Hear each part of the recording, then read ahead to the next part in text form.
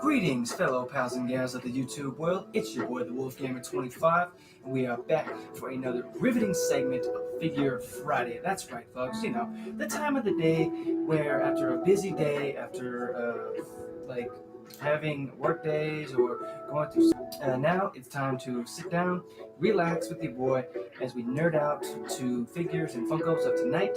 But before the holy moments of breaking into the merchandise, please, if you haven't already, please do your boy a favor. Please go and get something to eat, something to drink, something to snack on, or if you haven't already, I mean, if you have already, then hey, that's good. I want to say thank you.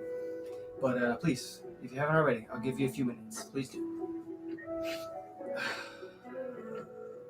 Stay there. Yeah, that's it. Matter of fact, I got my drink right over here. Let me snag that real quick. There we go.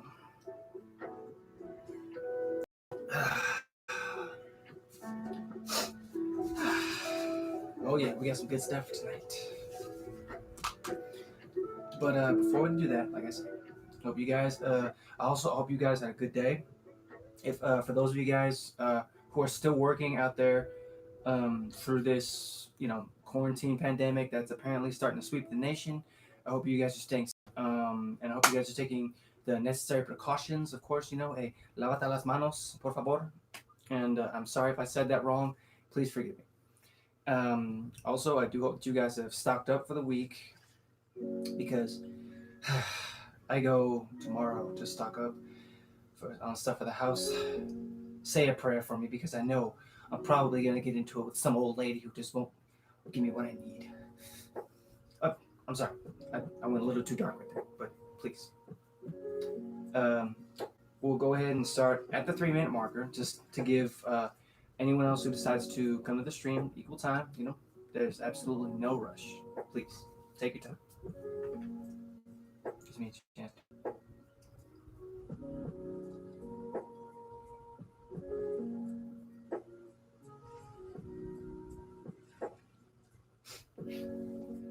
Okie dokie. I know we said it's out of the 3-minute marker, so that's what we're going to do. Yeah. True.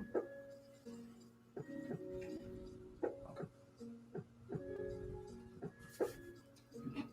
Oh, excuse me. Sorry. Okay, as you can see, rocking some new hardware today on the shirt.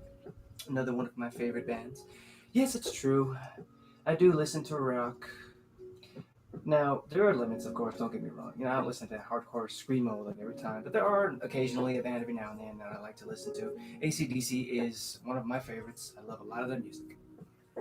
But now, it is time for the holiest of moments, folks. It is time to get into the merchandise of this tonight. So please, I invite you to sit back, relax, kick your feet up, put those hands back behind your head. I don't mean that in like a policeman type way, but you know what I mean. And take a breath of relief and just relax, huh? Because as you know, it's just you, me, and the merchandise of tonight. So, for tonight, I thought that we could take a trip into 2 different universes, right? One of them being a world in a galaxy. Let me run that back. One of them being a galaxy far, far away, and another fan favorite, of course, which is the Marvel universe. That's right, folks. We're going to be taking 2 different steps in 2 different universes today. We will be showing 3 figures and 1 new Funko that I have procured, and I do hope that you enjoy as we delve into it. So, before we start, though, let me get a swig here, so that way I don't get parched.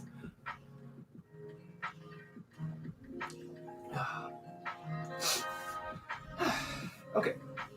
Also, the figures, there's actually sort of a theme for tonight.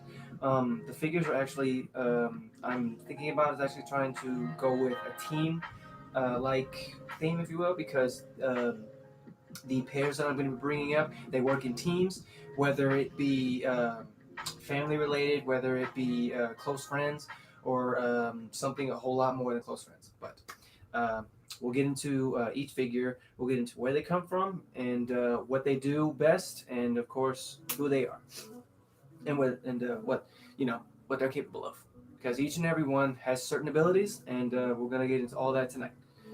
So I figured that we'd go ahead and take a trip into the world of Marvel. Go ahead and get that out of the way, because there is two things from the universe of Star Wars that I want to bring to your guys' attention. But I want to go ahead and get started with Marvel because I actually know a lot more about these two than I do um, in the Star Wars world. But hey, let's get this on.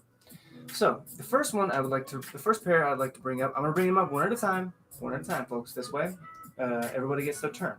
Right.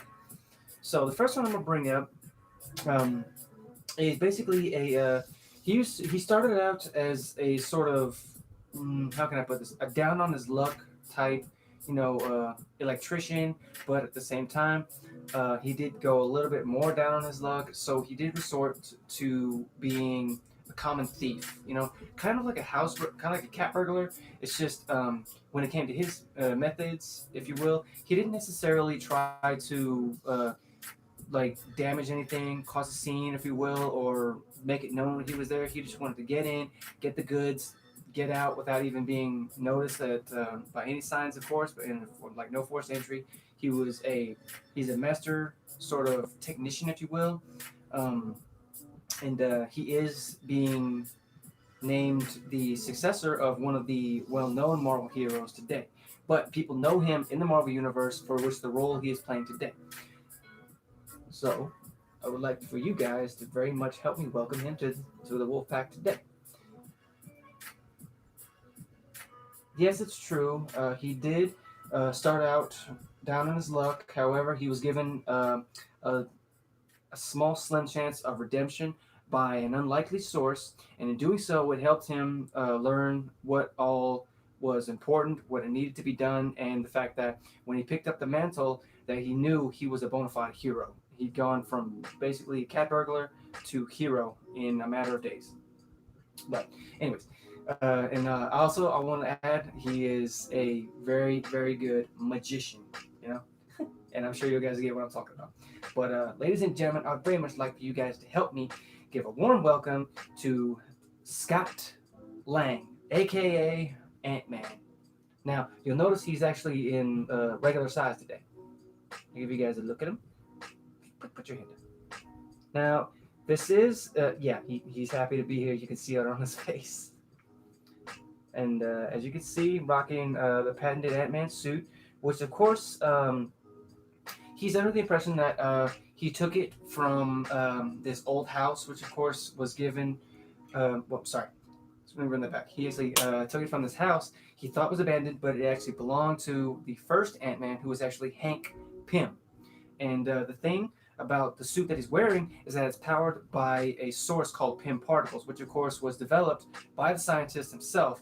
Now, what that does is it gives him shrinking abilities. Now, there's two differences here. When he's in normal mode, he has learned hand-to-hand combat, and at the same time, the difference being is that when he's small, he basically packs a punch because say when he's little, he packs the same punch as a bullet coming straight at your face. He gets enhanced strength. The suits gives him that enhanced strength, enhanced ability, and enhanced agility.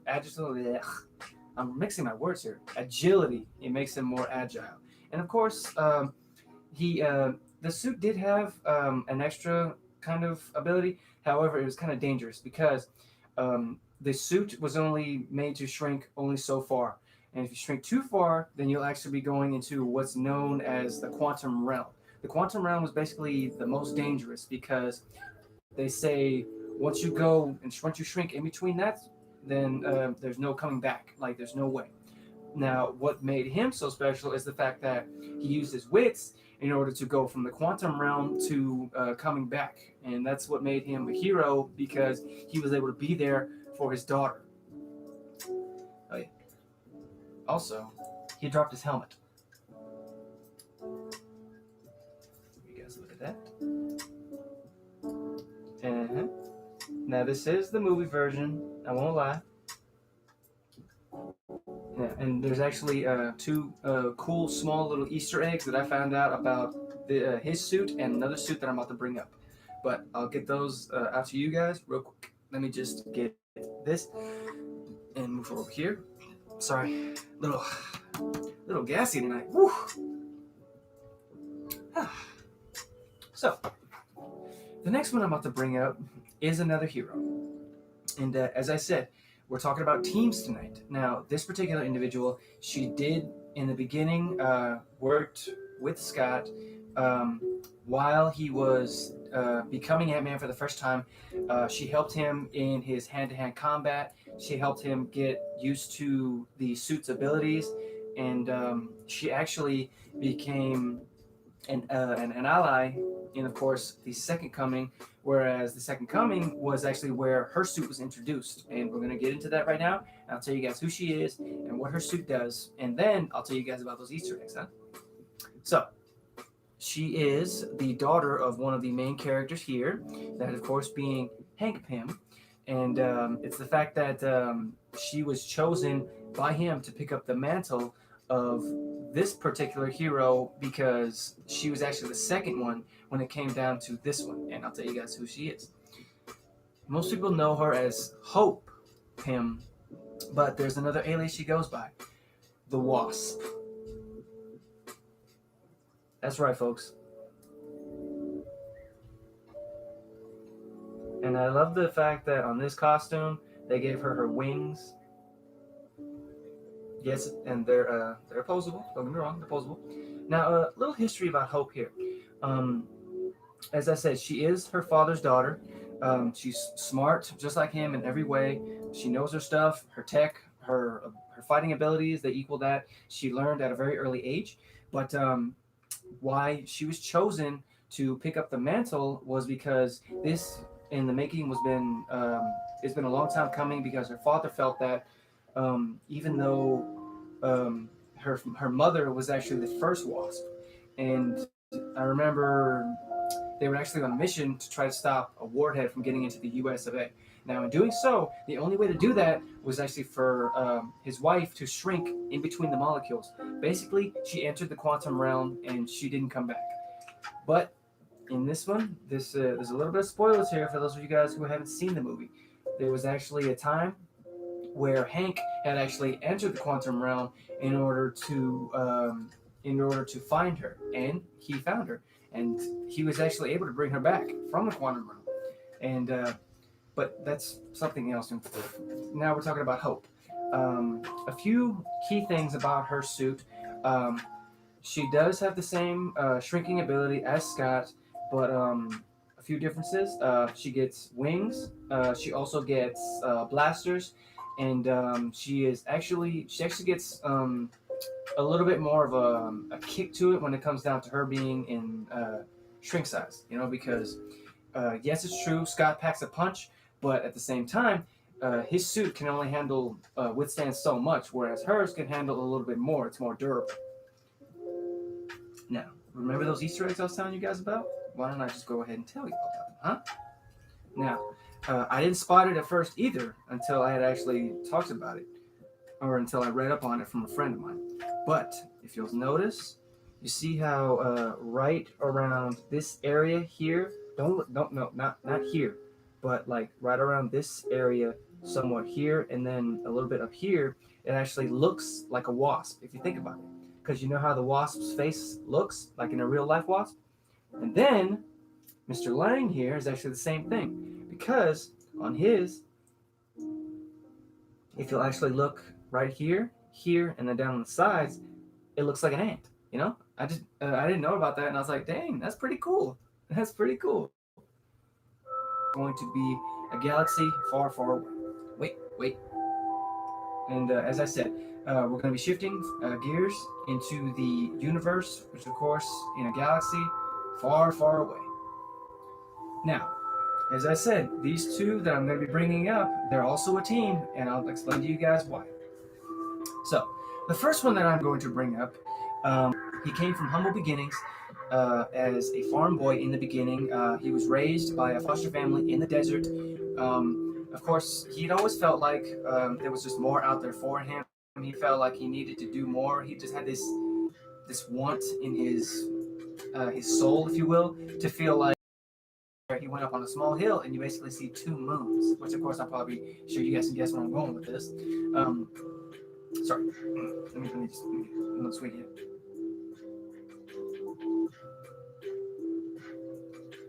Excuse me. Sorry, pardon me. But yeah, as I said, in doing so, he came from humble beginnings. He basically went from farm boy to one of the greatest Jedi's known throughout the Star Wars history. And he's seen turmoil, he's seen pain, he's seen hurt, but at the same time, he's also seen grace. He's seen, and at the same time, probably a little bit of solitude, if you will. But why don't we just get into who it is, huh? Ladies and gentlemen, I'll give you Luke Skywalker.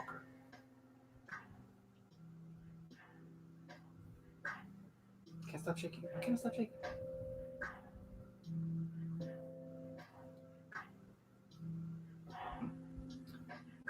Now, the he's appeared in a number of films when it comes down to Star Wars. I know that.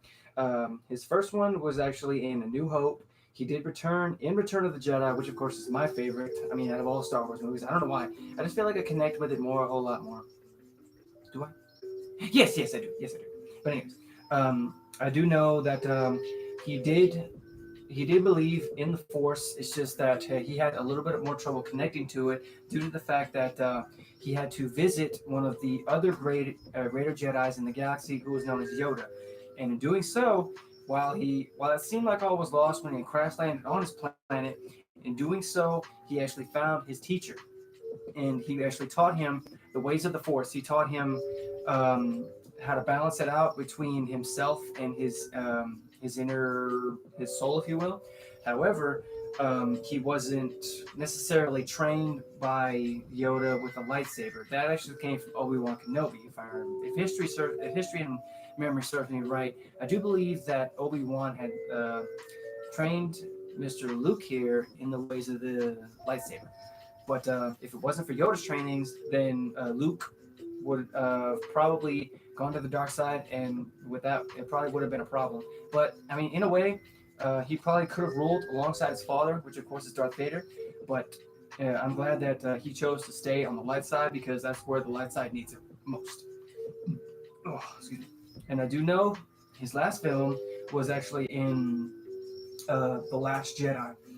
And that was still a great movie. I really don't understand what everyone's beef with it was. But oh yeah, I meant to show you guys this. He's also on this one, back in that patented pilot suit of his, which of course he wore when they took down the Death Star. Come on, camera, focus. Come on, camera. Camel, folks, aka Luke Skywalker.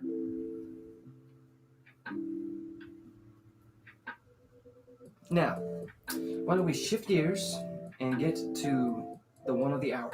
Now, the reason I call this one the one of the hour is because this was one of my newest finds that I was able to procure today. And this lovely lady, that's a mouthful. I don't know why it is. But this lovely lady here is also another fan favorite of the Star Wars series and of the saga. She did also, I'm not going to say she didn't really come from humble beginnings as much as Luke did, but to me, she is a great fighter. She is one of the greater minds of the Rebel Alliance. She is one of the many leaders that we've come to know in the Star Wars saga. She's always given us great memories, always given us hope also, because she always believed that there was some way to beat the odds. And of course, she actually became one of the many love interests, of course, of Mr. Han Solo. Until I gotta give him, I gotta say, just until her untimely demise. And of course, rest in peace to this actress, ladies and gentlemen. And everybody knew her as Carrie Fisher, but there was also another one name she went by, Princess Leia. Now, if you'll notice, this is actually the 40th anniversary of The Empire Strikes Back, because this was actually the outfit that she was wearing during the film of that. This is one thing I love about the Star Wars funks, is that they always come with their own stand. Whoa, I dropped the thing. Whoa. That's a nice card. That's cool. Now, a little bit about this book. I know she's always dedicated, and wait for the internet, and she was dedicated. I know that she was one of the galaxy's greatest heroes. You know, one of the greater minds, and I know that she did have a traumatic upbringing because due to Darth Vader blowing up her home planet, Alderaan, then she would have never been able to find the strength to join up the pieces, man. But I gotta tell you, that's always one of my favorite scenes. Seeing that Death Star just blow up is always awesome. Just chill right there, Leia. You are good. But once again, rest in peace to Carrie Fisher, great actress, great lady. She blessed the world with her films and her great stories and her always undying smile, and we thank her for that. But I'm gonna go ahead and end the stream right there, folks. I do realize that it feels like I'm cutting it short, but Mother Nature is really outside screwing the pooch. The wind is blowing and the house is starting to rock. But I do appreciate you guys for coming and joining me tonight. I do apologize if I look a little glitchy. Just she's outside hurting me right now. But if you like, if you have any kind of questions, comments, or whatever, please feel free to drop in the comment section below. Don't be afraid to smash that like button and hit that subscribe button. Also, it's going to be posted right there if you like. Please feel free to hit the follow. And until next time, guys, stay safe, stay awesome, stay weird,